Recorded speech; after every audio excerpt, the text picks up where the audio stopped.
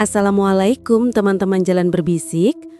Malam ini ada sebuah kisah lama dari tepian hutan tentang seorang lelaki desa yang jatuh cinta pada wanita misterius yang ternyata bukan berasal dari dunia kita.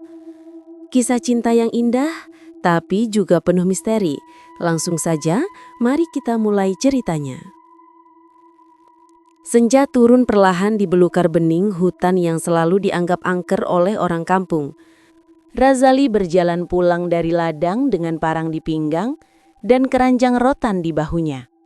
Keringatnya masih menetes, tapi pikirannya lebih sibuk memikirkan bagaimana caranya bertahan hidup dengan hasil panen yang seadanya. Di jalur setapak menuju sungai, ia berhenti. Ada sosok perempuan duduk di batu besar di bawah pohon beringin, membelakangi cahaya jingga sore. Rambut hitamnya panjang, kebayanya sederhana namun tampak berkilau ditimpa sinar matahari terakhir. Jemarinya menyentuh permukaan air. Razali menahan langkah, dadanya berdegup kencang. Tidak ada seorang pun di kampung yang biasa lewat sini, apalagi perempuan. Ia ragu untuk menyapa, tapi tatapan mata perempuan itu membuatnya tak bisa berbalik. Senyum tipis muncul di wajahnya seolah sudah menunggu. "Maaf," ucap Razali kaku. "Aku hanya ingin menyeberang sungai." Perempuan itu menoleh sedikit, suaranya jernih. "Silahkan, Bang." Panggilan itu, "Bang," membuat Razali terpaku. Belum pernah ada yang baru ditemui langsung menyapanya begitu akrab. Ia memperkenalkan diri singkat, lalu mendapat jawaban. "Aku Nuraini, panggil saja Nur." Sejak hari itu, setiap kali ia pulang lewat senja, Nuraini hampir selalu ada. Duduk di tempat yang sama, kadang menatap sungai, kadang tersenyum kepadanya. Mereka mulai berbicara sedikit demi sedikit, tentang ladang, tentang ikan di sungai, tentang bunga liar di tepi hutan. Razali menceritakan hal-hal sederhana dan Nuraini mendengarkan dengan sabar, seakan setiap kata penting. Perasaan aneh tumbuh cepat.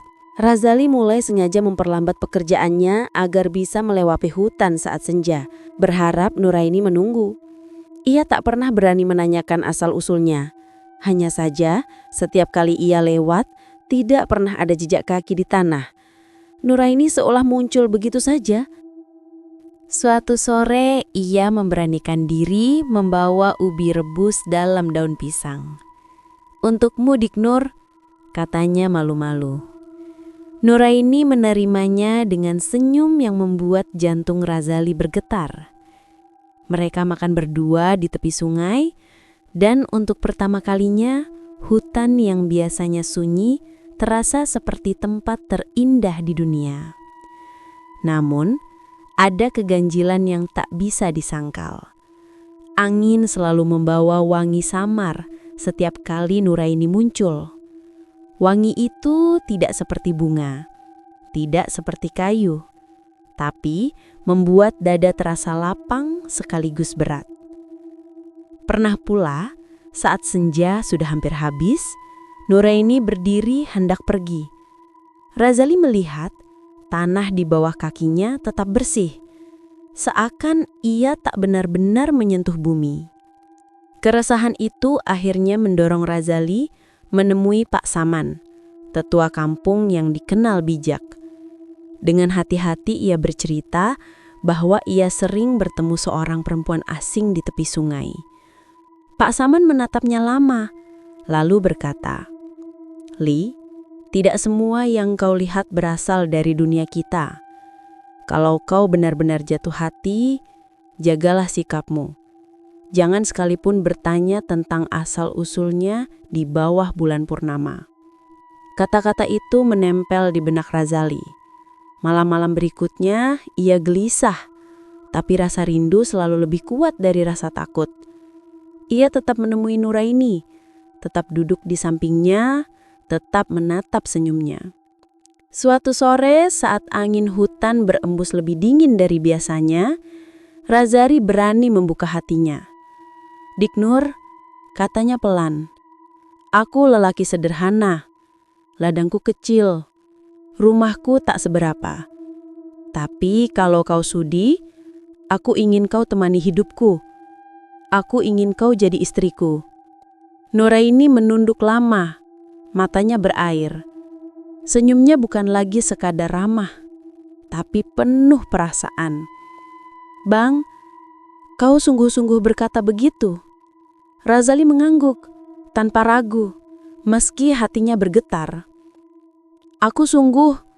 Aku tidak bisa lagi membayangkan pulang tanpa bertemu denganmu." Di bawah cahaya senja terakhir, Nuraini menerima uluran tangannya. "Kalau begitu, mulai hari ini, aku milikmu, Bang." Razali merasa dunia seolah berhenti bergerak. Belukar Bening, yang selama ini dianggap angker, kini menjadi saksi awal kisah cinta seorang lelaki desa dengan perempuan misterius yang tak pernah ia pahami sepenuhnya. Setelah menikah, rumah panggung Razali berubah. Tidak lagi hanya berisi suara derit lantai dan desah angin sawah. Tapi kini ada suara lembut Nuraini yang mengisi setiap sudut. Meski orang kampung masih bertanya-tanya dari mana asal istrinya, mereka hanya bisa kagum melihat betapa sopan dan teraturnya perempuan itu. Nuraini cepat belajar mengurus rumah, pandai menanak nasi, dan selalu menyambut suaminya dengan senyum saat ia pulang membawa hasil ladang. "Bang, makan dulu," katanya tiap sore sambil menyodorkan nasi panas. Razali akan menjawab dengan gurauan, "Kalau setiap hari begini, aku tak perlu lagi ke warung kopi. Kopi paling manis sudah ada di rumah." Nuraini akan tertawa kecil lalu menggeleng. Bang ini pandai bercanda. Kehidupan sederhana itu membuat Razali merasa dirinya lelaki paling beruntung di kampung. Setahun kemudian, kebahagiaan itu bertambah dengan lahirnya seorang bayi laki-laki. Tangisnya membelah dini hari, kuat dan panjang, membuat rumah panggung bergetar oleh suara mungil itu. Nuraini menatap bayi itu dengan mata berkaca-kaca lalu berkata lirih, "Bang, biarlah anak ini kita beri nama Daris. Semoga ia jadi penuntun jalan yang baik." Razali mengangguk penuh syukur. "Dik Nur, anak ini cahaya kita. Aku akan menjaganya sampai akhir." Sejak itu, tangisan Daris menjadi suara baru yang menemani malam-malam mereka. Bayi itu sehat, wajahnya memadukan ketegasan ayahnya dan kelembutan ibunya. Namun ada satu hal yang selalu terasa ganjil. Daris sering menangis lebih keras dari bayi lain, seakan paru-parunya membawa gema dari tempat yang lebih luas daripada dunia ini. Di balik kebahagiaan itu, Razali mulai menyadari keganjilan pada istrinya. Setiap kali bulan purnama bulat menggantung di langit, Nuraini selalu tampak gelisah. Ia duduk lama di beranda, memeluk Daris erat, menatap bulan dengan mata berkaca-kaca. "Dik Nur," tanya Razali suatu malam, "apa yang kau pandang begitu lama?" Nuraini menggeleng, suaranya bergetar. "Aku hanya merindukan sesuatu, Bang. Jangan tanya lebih jauh." Razali menahan diri. Ia masih ingat pesan Pak Saman, jangan sekalipun bertanya tentang asal-usulnya di bawah bulan purnama. Maka ia hanya duduk di samping istrinya, menggenggam tangannya, meski hatinya penuh tanda tanya. Malam-malam itu sering dilalui dalam diam yang berat. Razali tidak tahu apa yang sebenarnya disembunyikan istrinya, tapi ia merasa ada sesuatu di balik tatapan itu, seperti dinding tipis yang memisahkan mereka dari dunia lain. Meski ada kegelisahan di malam purnama, hari-hari mereka tetap penuh tawa kecil. Nuraini rajin menumbuk padi dengan alu kayu, menyiapkan sarapan, dan menimang Daris yang selalu mencari susu. Kadang, Razali ikut menimang anaknya. "Sini nak, jangan terus menyusahkan ibumu," katanya sambil menggendong. Nuraini tersenyum. "Biarlah Bang, Daris memang tak bisa jauh dari ibunya." Razali menatap mereka berdua. Hatinya hangat, meski masih ada segumpal rindu tak bernama di mata istrinya. Tetangga yang datang berkunjung sering memuji, "Razali, anakmu sehat benar, tapi tangisnya keras sekali sampai terdengar ke ujung kampung." Razali hanya tertawa kecil, meski dalam hati ia khawatir. Tangisan itu memang berbeda. Ada gema samar yang membuat bulu kuduk meremang. Suatu sore, Razali kembali menemui Pak Saman. "Li," katanya, "wajahmu tampak lelah. Apa yang kau pikirkan?" Razali menunduk. "Pak, istriku sering gelisah tiap purnama. Anak ini tangisnya pun aneh. Aku takut ada sesuatu yang tak ku mengerti." Pak Saman menghela nafas panjang. "Aku sudah bilang sejak awal, ada yang bukan sepenuhnya milik dunia ini di rumahmu. Tapi jangan takut, selama cinta yang mengikat kalian kuat, mereka tidak akan bisa mengambilnya begitu saja." Razali terdiam. Kata-kata itu menegaskan firasatnya, tapi juga membuatnya semakin ingin menggenggam erat kebahagiaannya. Malam itu, bulan kembali bulat sempurna. Nuraini duduk di beranda, memeluk Daris erat. Air matanya menetes ke pipi bayi itu. "Bang," katanya dengan suara pecah. "Andai aku bisa tinggal selamanya di sini, tapi ada hal yang tak bisa kujelaskan." Razali meraih tangannya, panik. "Jangan berkata begitu, Dek. Kau istriku, kau milikku." Nuraini menatapnya lama, lalu menunduk, mencium Daris dengan penuh cinta. "Bang, jaga anak ini. Apapun yang terjadi nanti, janji padaku." Rumah panggung sederhana itu tampak damai bagi mata tetangga. Tapi, di dalamnya, Razali tahu ada rahasia yang makin berat. Nuraini mencintainya. Itu nyata. Tapi setiap tatapan ke bulan membawa bayangan perpisahan yang tak bisa ia cegah. Dan di balik tangisan Daris yang tak pernah biasa, Razali mulai sadar. Cinta mereka bukan hanya soal dua hati, tapi soal dua dunia yang mungkin tak akan pernah bisa sepenuhnya bersatu. Langit malam itu terlalu terang. Bulan menggantung bulat, sinarnya jatuh ke sawah dan hutan, membuat semuanya tampak pucat. Di beranda rumah panggung, Nuraini duduk memeluk Daris erat-erat. Wajahnya penuh air mata, tapi tangannya tak berhenti mengusap kepala bayi mungil itu. Razali melihat istrinya dengan hati yang tak tenang. Ada sesuatu yang berbeda. Nuraini seakan tidak ingin meletas Daris walau sedetik, seolah ini adalah malam terakhir mereka bersama. "Dik Nur," suara Razali pecah. "Kenapa kau begitu gelisah? Katakan padaku." Nuraini menoleh.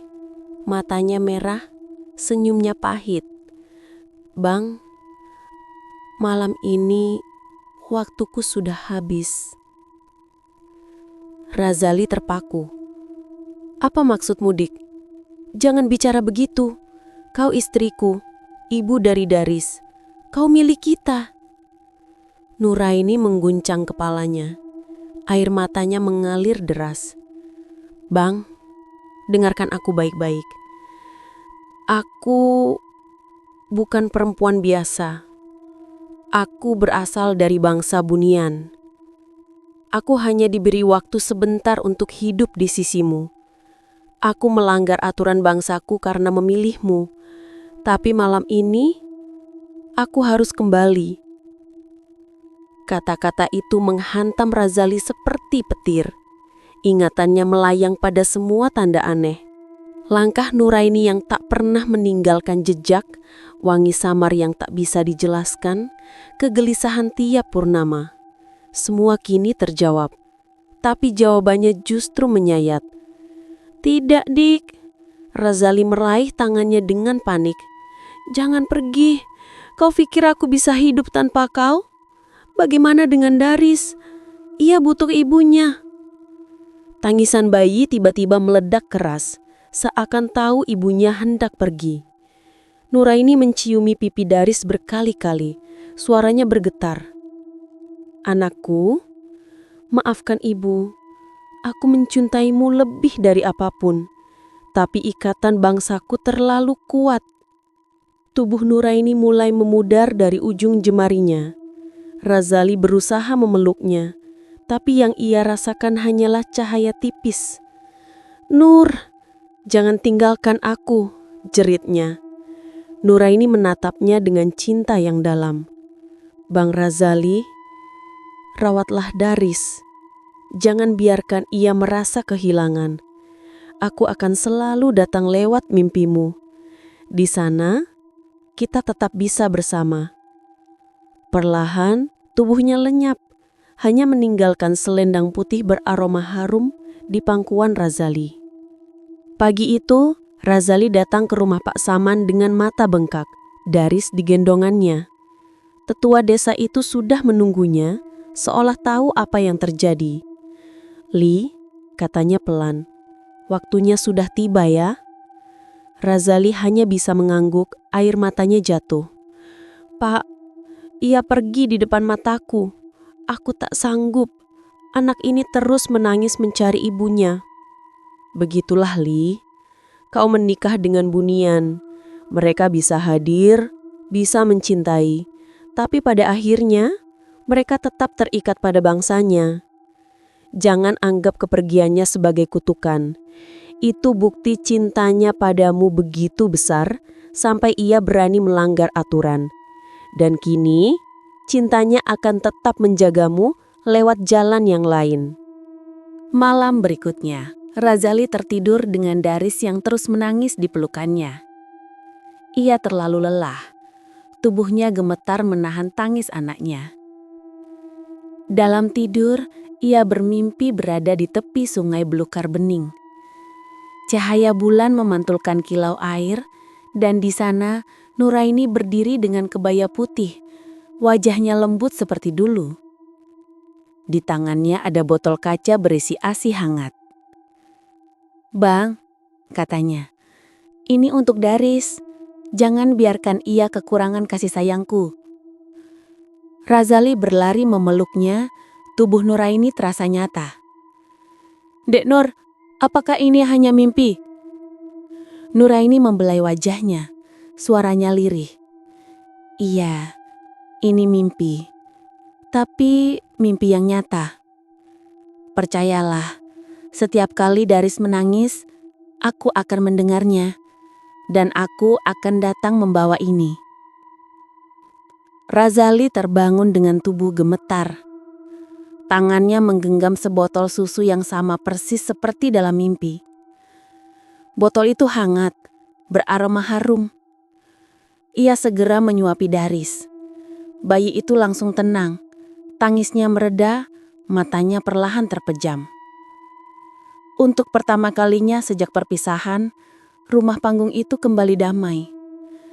Razali menatap botol itu lama, air matanya jatuh. "Dek Nur, janji yang kau ucapkan benar-benar nyata." Malam purnama itu merenggut Nuraini dari sisinya, tapi juga memberi ikatan baru yang tak bisa diputuskan. Pertemuan dalam mimpi dan botol susu yang selalu muncul sebagai bukti. Razali tahu, hidupnya tak akan pernah sama. Ia kehilangan istrinya, tapi cintanya tidak pernah benar-benar hilang. Karena setiap kali ia menutup mata, ada harapan untuk kembali memeluk Nuraini, meski hanya di dunia mimpi. Dan bagi Daris, tangisannya bukan sekadar tangisan bayi. Itu adalah panggilan gaib yang akan selalu menghubungkan mereka dengan ibunya jauh di alam Bunian. Mimpi pertama sudah memberi bukti, dan mimpi-mimpi berikutnya semakin meneguhkan. Setiap kali Daris menangis lama di bawah bulan purnama, Razali selalu mendapati dirinya berdiri di tepi sungai belukar bening. Di sana, Nuraini hadir, cantik, lembut, namun wajahnya sering diliputi duka. Ia selalu membawa sebotol susu kaca. "Bang, dari selapar, ini untuknya." Razali menerima dengan air mata.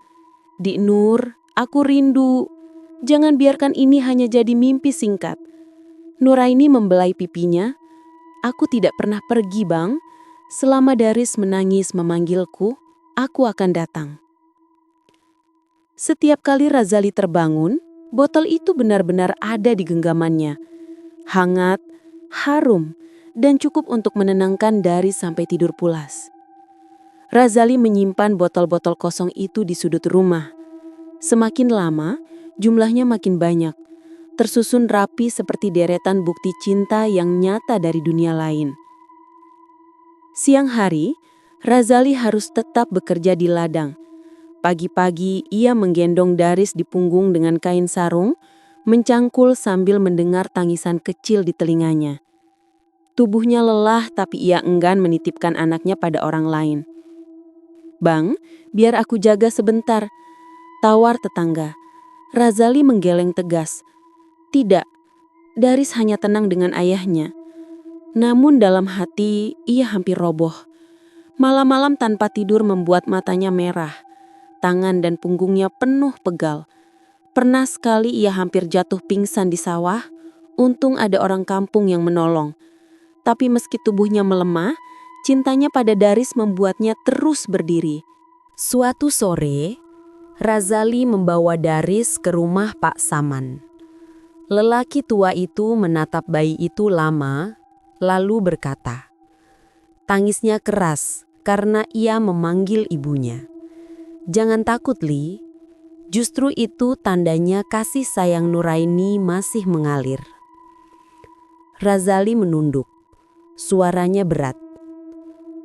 "Pak, bagaimana kalau kaum bunian lain datang mengambilnya?" Pak Saman menepuk bahunya. "Selama kau menjaganya dengan kasih, ia tetap milikmu. Cinta ibunya sudah menambatkan anak ini padamu. Ingat itu." Kata-kata itu menjadi penguat di dada Razali. Suatu malam, bulan purnama terang di langit. Daris menangis lebih keras dari biasanya. Suaranya serak, tapi tak mau berhenti. Razali menggendongnya, berjalan mondar-mandir, tapi tangisan itu makin menjadi. Putus asa, Razali menatap bulan dan berbisik. "Diknur, kalau kau mendengar, datanglah. Anakmu butuh kau." Lelah, ia akhirnya tertidur di kursi kayu, dengan Daris masih dipelukan. Dalam mimpi, ia kembali ke sungai. Nuraini berdiri lebih dekat dari biasanya. Wajahnya pucat, tapi senyumnya hangat. Ia mengulurkan botol susu dengan tangan bergetar. "Bang, jangan takut. Aku selalu dengar tangisannya. Aku akan datang setiap kali ia memanggil."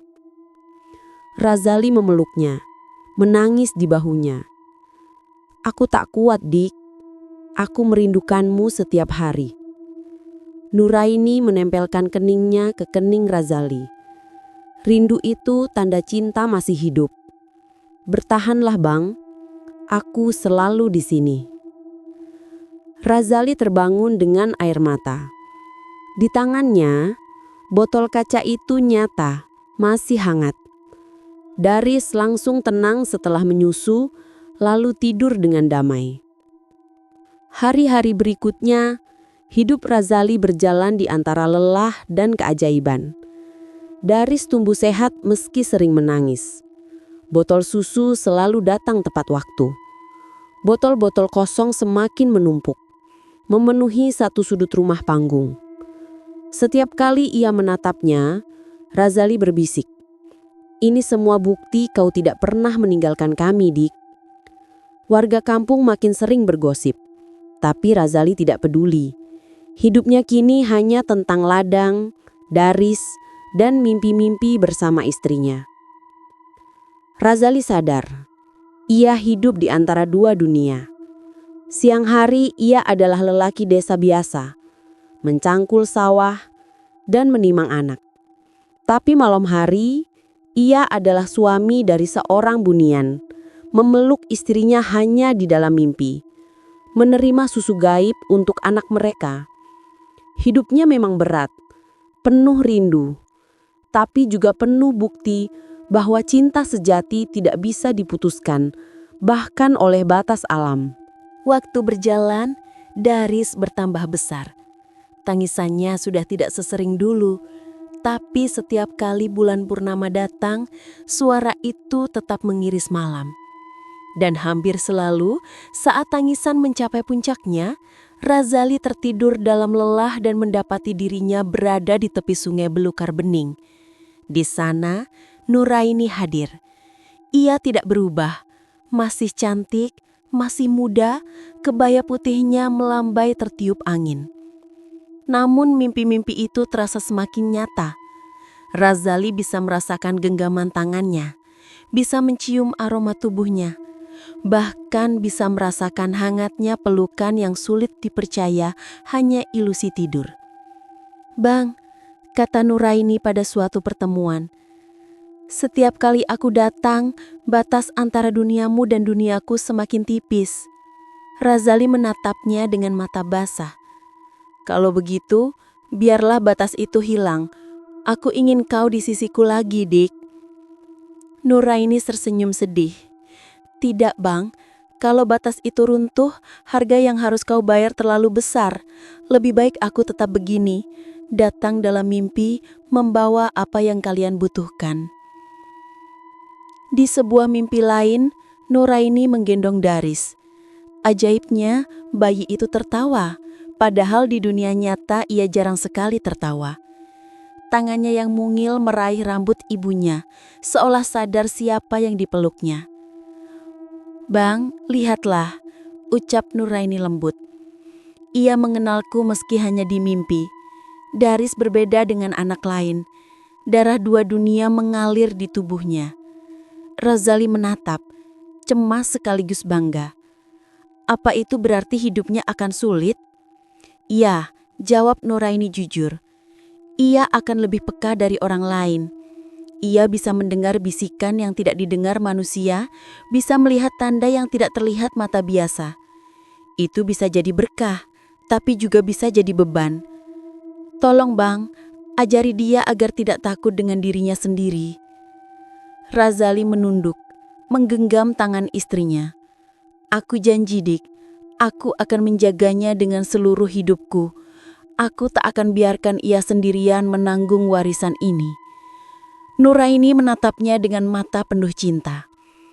"Itulah sebabnya aku memilihmu, Bang, karena aku tahu kau sanggup memegang janji bahkan saat dunia runtuh."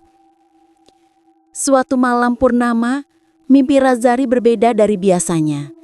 Ia tidak hanya berdiri di tepi sungai, melainkan seolah melangkah ke sebuah perkampungan asing. Rumah-rumah kayu berbaris rapi, tapi sepi. Tidak ada suara manusia, hanya cahaya redup seperti lampu minyak yang tertutup kabut. Nuraini berjalan di sampingnya. "Bang, ini sekilas duniaku, tapi jangan melangkah lebih jauh. Kau hanya tamu. Jika mereka tahu aku membawamu ke sini, aku akan dihukum." Razali memandang sekitar, bulu kudutnya berdiri. "Kenapa sunyi sekali? Di mana semua orang?" "Mereka ada, tapi matamu tidak diizinkan melihat." Tiba-tiba terdengar bunyi seruling panjang dari kejauhan, nada sendu yang membuat dada Razali bergetar. Nuraini menggenggam tangannya erat. "Bang, dengarkan aku. Bila nanti Daris menangis terlalu lama di bawah bulan purnama, jangan sekalipun biarkan ia keluar rumah. Tangisannya bisa membuka pintu ke duniaku. Itu berbahaya." Razali mengangguk cepat. "Aku mengerti, Dik. Aku akan menjaganya dengan sekuat tenaga." Razali terbangun dengan tubuh penuh peluh. Daris masih menangis keras. Tapi seperti biasa, di genggamannya ada botol susu kaca. Ia segera menyuapi anaknya, dan tangisan itu reda, berganti gumaman kecil hingga Daris tertidur. Botol-botol itu kini sudah memenuhi sudut rumah panggung. Razali tidak membuang satupun. Baginya, setiap botol adalah surat cinta dari Nuraini. Desa mulai ramai dengan gosip. Ada yang mengaku melihat cahaya putih berkelebat di sawah Razali. Ada pula yang mendengar tawa perempuan bercampur tangisan bayi saat malam purnama. "Lih, jangan biarkan rumahmu jadi pintu untuk mereka," kata seorang tetangga ketakutan. Razali hanya menjawab singkat, Rumah ini bukan pintu. Ini hanya tempat seorang ayah menjaga anaknya. Namun ia sadar tidak semua orang bisa mengerti. Maka ia lebih banyak menutup diri.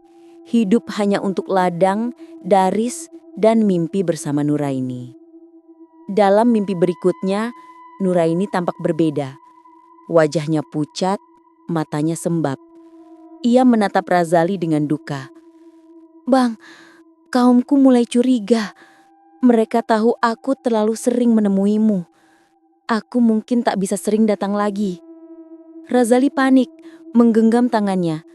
"Jangan begitu, Dik. Aku tak sanggup hidup tanpa melihatmu meski hanya di mimpi." Air mata Nuraini jatuh. "Aku akan tetap berusaha datang, tapi mungkin jarang. Tapi percayalah, selama Daris butuh, susu itu akan tetap ada. Aku akan pastikan ia tidak kekurangan." Razali memeluknya erat. "Aku akan menunggu, Dik. 1000 mimpi pun akan kutunggu, asal kau tetap ada di ujungnya." Nuraini tersenyum pilu, lalu perlahan memudar, meninggalkan hanya wangi samar yang menusuk hati. Waktu berjalan begitu cepat. Sawah yang dulu ditanami Razali, kini lebih banyak diurus oleh orang lain, karena tubuhnya tidak lagi kuat untuk mengayunkan cangkul. Rambutnya memutih, wajahnya penuh keriput, langkahnya sering goyah. Namun setiap sore, ia masih duduk di beranda rumah panggungnya, memandang sawah yang dulu jadi ladang kehidupannya. Di sampingnya, Daris kini sudah tumbuh menjadi pemuda gagah, selalu setia. Ia tahu ayahnya sudah rapuh, tapi semangat lelagi itu tidak pernah padam. Setiap kali bulan purnama datang, Daris sering menemukan ayahnya duduk lama menatap langit, bibirnya bergerak pelan seolah berbicara dengan seseorang. "Yah, dengan siapa ayah bicara?" tanya Daris suatu malam. Razali tersenyum samar. "Dengan ibumu, Nak. Kau tak usah khawatir. Meski kau tak melihatnya, ia selalu ada." Suatu malam, tubuh Razali melemah. Ia terbaring di ranjang kayu, napasnya terengah, matanya redup. Daris duduk di sampingnya, menggenggam tangan ayahnya dengan cemas. "Ayah, bertahanlah. Aku masih butuh ayah," ucapnya lirih. Razali menatap wajah anaknya, senyum tipis muncul di bibir tuanya. "Nak, aku sudah lama menunggu saat ini. Tenanglah, aku tidak pergi sendirian." Malam itu, Daris mencoba memejamkan mata di lantai, di samping ranjang ayahnya. Namun Razali jatuh tertidur lebih dalam, dan dalam tidurnya, ia bermimpi. Razali mendapati dirinya berdiri di tepi sungai belukar bening. Bulan purnama menggantung terang, air berkilau memantulkan cahaya. Di seberang sungai, Nuraini berdiri dengan kebaya putihnya. Senyum itu masih sama, senyum yang ia rindukan seumur hidup. "Bang," suara itu merdu sekaligus menyayat hati. Razali meneteskan air mata. "Dik Nur, akhirnya. Aku sudah terlalu lama menunggu."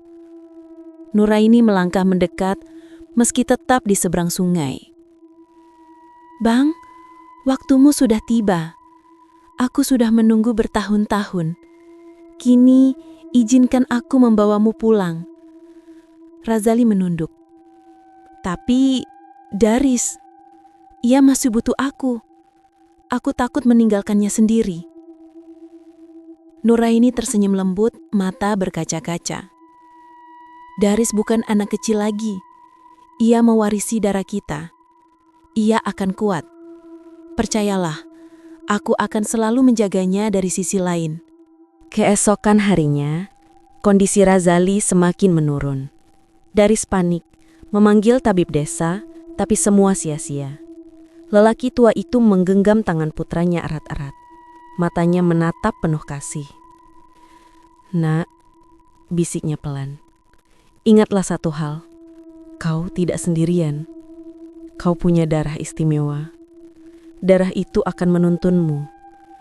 Jika suatu hari kau rindu padaku dan ibumu, tataplah bulan purnama. Di sana kau akan temukan kami. Air mata Daris jatuh tanpa bisa ditahan. Ayah, jangan pergi. Aku tidak sanggup. Razali tersenyum, meski nafasnya semakin tipis. Anakku, cintaku padamu lebih besar daripada rasa takutku. Jangan khawatir, kita akan selalu terhubung. Dan malam itu, di bawah cahaya bulan purnama yang terang, Razali menghembuskan nafas terakhirnya dengan tenang. Saat tubuhnya terbaring tak bernyawa, jiwa Razali mendapati dirinya kembali di tepi sungai belukar bening. Namun kali ini, ia tidak sendirian. Nur Aini berdiri tepat di hadapannya, tidak lagi terpisah oleh air. "Bang, mari pulang," katanya lembut sambil mengulurkan tangan. Razali meraih tangan itu, merasakan hangat yang nyata. Seketika, tubuhnya terasa muda kembali, kuat dan sehat. Ia menatap bayangan air sungai, melihat dirinya tidak lagi tua renta, melainkan lelaki muda seperti saat pertama kali bertemu Nur Aini. Air mata bahagia mengalir di pipinya. "Dik Nur, akhirnya kita bersama lagi." Menahan rindu yang menumpuk selama puluhan tahun. "Aku sudah menunggumu, Bang. Kini tiada lagi yang bisa memisahkan kita." Mereka berjalan berdampingan menuju kampung Bunian, meninggalkan sungai yang menjadi batas dua dunia. Di dunia manusia, kabar kematian Razali menyebar cepat. Orang-orang kampung datang melayat, mengenang lelaki sederhana yang dikenal jujur dan pekerja keras. Mereka mengira ia meninggal biasa karena usia. Namun, Daris tahu lebih dari itu. Saat ia menatap wajah ayahnya yang terbaring tenang, ia merasakan sesuatu yang aneh. Bukan kesedihan semata, tapi juga ketenangan. Seolah ayahnya benar-benar telah pulang ke tempat yang seharusnya. Malam setelah penguburan, Daris duduk di beranda. Bulan purnama bersinar terang, menerangi sawah. Angin berembus pelan, membawa wangi samar yang pernah ia kenali sejak kecil. Wangi itu, wangi ibunya. Daris menutup mata, hatinya berbisik. "Ayah sudah bersamamu, Bu. Jaga dia baik-baik. Aku akan melanjutkan hidupku di sini." Razali telah pergi dari dunia manusia, tapi cintanya tidak pernah hilang. Jiwanya diundang masuk ke alam Bunian untuk kembali hidup bersama Nur Aini. Perpisahan dengan Daris memang menyakitkan, tapi janji yang mereka tinggalkan akan terus hidup.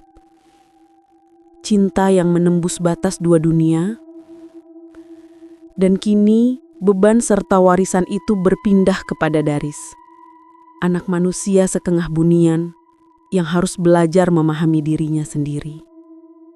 Setelah menghembuskan napas terakhir, Razali mendapati dirinya berdiri di tepi sungai belukar bening. Bulan purnama bersinar bulat, air berkilau seperti perak cair. Ia menatap tangannya, tidak lagi keriput. Tubuhnya kembali muda. "Bang." Nur Aini berdiri di seberang dengan kebaya putihnya. Senyumnya penuh kerinduan. Razali meneteskan air mata. "Dek Nur, akhirnya." Ia menyeberangi sungai yang terasa seperti cahaya. Begitu tiba, Nur Aini menggandeng tangannya, membawanya ke sebuah desa bercahaya samar, Kampung Bunian. Rumah-rumah kayu berderet rapi, dindingnya memancarkan sinar lembut. Pohon-pohon tinggi berdaun berkilau menjulang, dan kabut tipis menutupi jalan. Sosok-sosok Bunian menatap Razali dengan heran. Di sebuah balai besar, kepala suku Bunian berkata, "Razali, engkau manusia yang menjaga cintanya hingga akhir. Engkau diberi kehormatan untuk tinggal di sini bersama istrimu. Namun anakmu, Daris, bukan bagian penuh dari kami. Ia harus tetap hidup di dunia manusia karena ia jembatan antara dua alam." Razali menunduk. Aku hanya ingin bersama istriku kembali, anakku. Aku percaya ia akan kuat. Razali pun tinggal bersama Nuraini di rumah kayu bunian. Hidupnya damai, tanpa lapar atau sakit. Namun, tiap kali menatap sungai, ia melihat bayangan samar Daris di beranda rumah dunia nyata. Hatinya berbisik, "Nak, aku masih di sini." Sementara itu, di dunia nyata, Daris mulai bermimpi aneh. Ia sering melihat jalan bercahaya, rumah kayu samar, bahkan mendengar suara ayahnya berbisik, "Aku tidak jauh, Nak." Ketika dewasa, Daris menyadari dirinya berbeda. Ia bisa merasakan tanda-tanda gaib. Bahkan sesekali jiwanya menyeberang ke alam bunian. Dalam satu mimpi yang terlalu nyata, ia bertemu kedua orang tuanya. "Ayah, ibu, apakah ini benar?" tanyanya gemetar. Razali memeluknya erat. "Ini bukan sekadar mimpi, kau jembatan antara dua dunia." Nuraini menambahkan, "Jalan takut dengan darahmu, itu bukan beban, itu kekuatan." Suatu malam, seorang anak kampung hilang di tepi hutan. Warga panik, tapi Daris merasakan panggilan aneh. Dalam mimpi, ia melihat anak itu di bawah pohon dijaga sosok bunian muda. Daris mendekat. "Biarkan ia pulang. Ia bukan milik kalian." Sosok itu menatap tajam. "Kau bukan manusia sepenuhnya, tapi juga bukan bunian. Kau berani melawan kami." Daris menjawab tegas, "Aku memang keduanya, tapi hatiku tetap memilih manusia." Sosok itu lenyap. Anak itu kembali ditemukan warga di tepi sawah, bingung namun selamat. Di alam bunian, Razali dan Nuraini memeluk Daris bangga. "Nak, kau sudah melewati ujian pertamamu," kata Razali. Nuraini menambahkan, "Ingat, kau lahir bukan untuk tersiksa. Kau lahir untuk menjaga keseimbangan dua dunia. Jangan pernah takut." Air mata Daris mengalir. "Aku ingin selalu bersama kalian." Razali tersenyum. "Belum saatnya, Nak. Jalani hidupmu di dunia manusia. Tapi percayalah, setiap bulan purnama, jalan ini akan selalu terbuka." Razali kini hidup abadi bersama Nuraini di kampung bunian. Daris tetap di dunia manusia, tapi ia menerima takdirnya sebagai jembatan. Sejak itu, ia menjalani hidup dengan lebih berani, karena ia tahu, di balik cahaya bulan purnama, ada cinta ayah dan ibunya yang tak pernah padam. Terima kasih sudah mendengarkan sampai akhir. Sampai jumpa di kisah berikutnya. Wassalamualaikum warahmatullahi wabarakatuh.